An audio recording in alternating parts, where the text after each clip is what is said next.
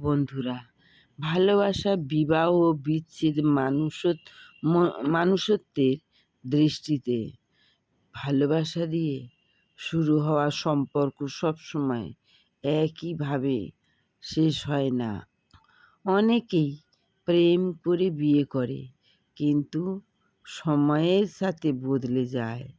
পরিবর্তন জীবনের অংশ, কিন্তু সেই পরিবর্তন সবসময় সুন্দর হয় না। ৫ বা ১০ বছর পরে সম্পর্ক ভেঙে যেতে পারে।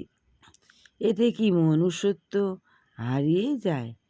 না, বিষয়টা এত সহজ।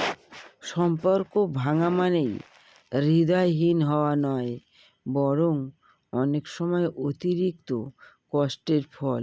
ভালোবাসা শুধু অনুভূতি নয়, দায়িত্ব। ধন্যবাদ।